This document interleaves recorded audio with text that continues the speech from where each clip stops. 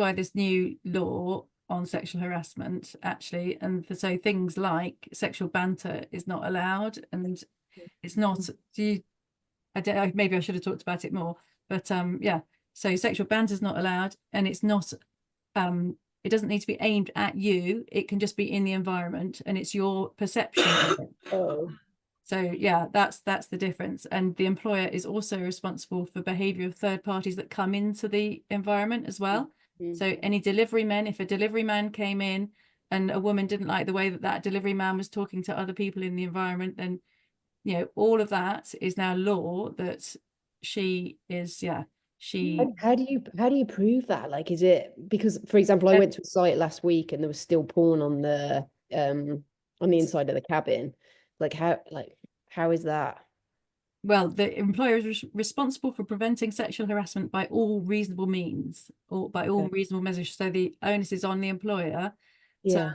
to train people. And if he's not done that, if he's not taken down the porn, and if he's not trained people, then then it's, yeah, basically. Wow, that's huge. I Yeah, think you're right. I don't think many people are aware of it. no, they're not. No. No. But my concern with boat building, I don't know if it's as relevant for fishing, is that, you know, if I've got a yard that's got 100 men and one woman, am I going to train the 99 men or the 100 men, or am I just going to not worry about employing that one woman? You know, Yeah. Yeah. Yeah. because actually, you know, my life's going to be a lot less complicated if I've just got no women there. Thanks.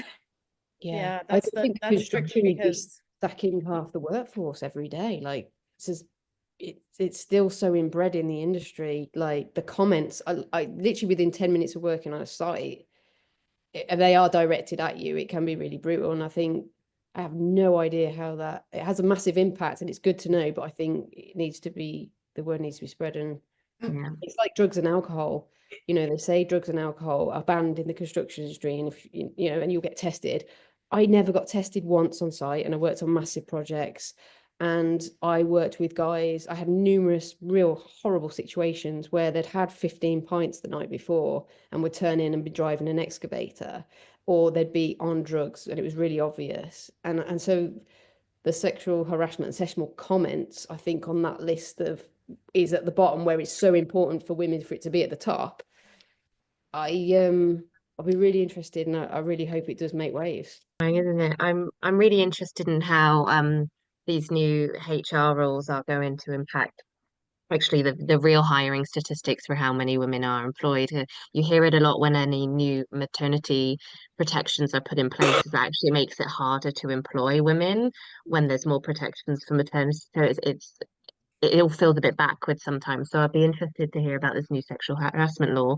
I also know that employers have a legal duty of care to protect the mental health and the emotional well-being of their staff as well.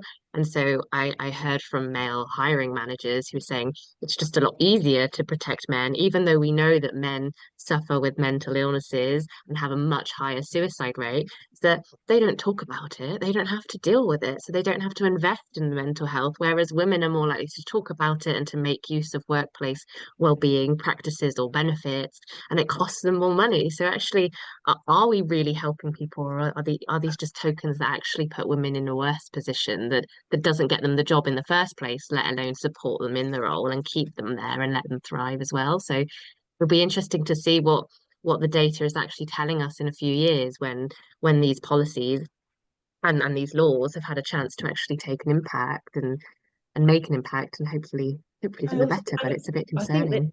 we need people. I went to one event, it was a huge event in London, and a director of a huge company stood up and said how amazing it was that they're getting women into construction. Mm. And then afterwards, one of his employees came up to me and was like, this happened to me, and it was something really horrific on a construction. I was like, hold on a minute, your director's just said this thing's happened. You know, the culture's amazing. And she's like, well, the head of HR who we're supposed to go to is a guy.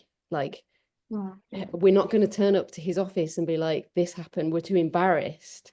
Yeah. So I think it's important that the positions to support, you know, whether it's a legal team or HR, there are women in those teams. Yeah, there needs to be representation everywhere. Yeah, women Yeah. are frightened to speak up, and Mm.